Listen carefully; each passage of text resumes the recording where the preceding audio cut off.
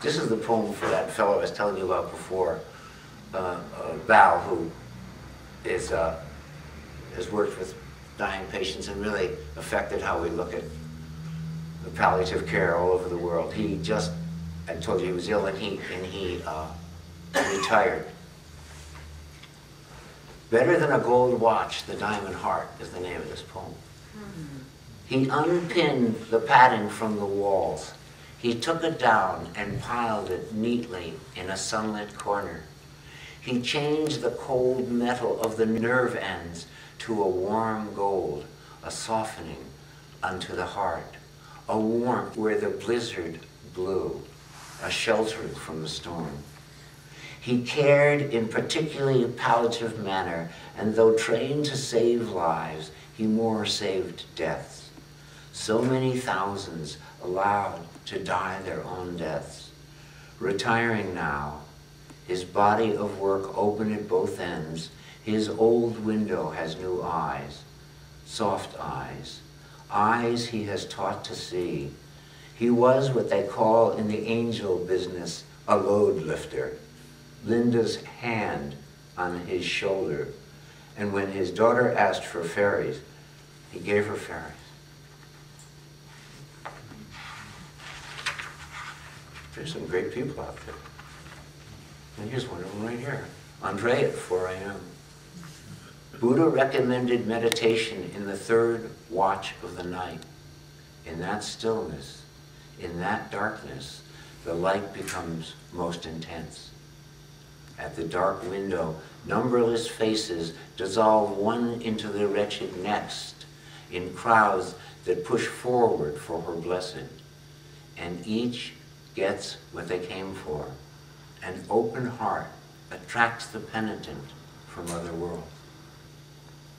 All day long, the Tang dynasty is coming over the telegraph.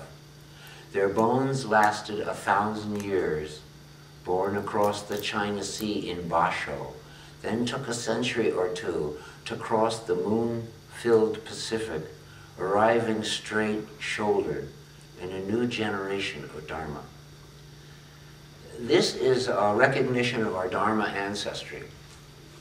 So these poems have to do with my relationship with our ancestors, our Dharma ancestors.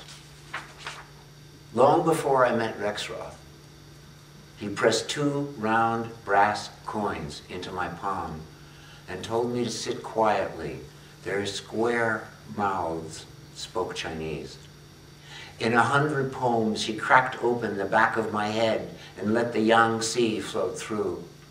He said, now it is time to meet the old man and the young master. He told me where to wait for Li Po by the river, and he never failed to show up, marvelous. And he pointed to where Tu Fu was passed out beneath a banana tree, listening carefully to the cloud-layered pagoda of his poem, wet on his lips upon waking.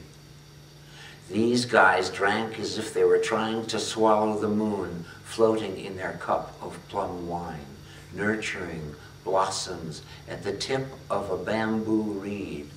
Being a hermit is lonely business. Tu Fu knew that cannons behind bamboo barricades shaped the world as truly as tectonic plates sliding one over another. War cracking the ocean bottom, draining through 10,000 silver fishtails, slapping the Cretaceous mud. Tu Fu asked entrance to Li Po's dreams. He loved the old man, whose perfect cadence was an ideal walking speed, whose dreams chase us still with wild bears and spinning-eyed monks. Or maybe there were ghosts with Dharma wheels for eyes, standing transparently on rock ledges, and panthers at the heart. I'm not used to this much talking, actually. Mostly we communicate by humming, like a couple of lamas we used to have. I'm meeting the Dalai Lama, talking to Lama.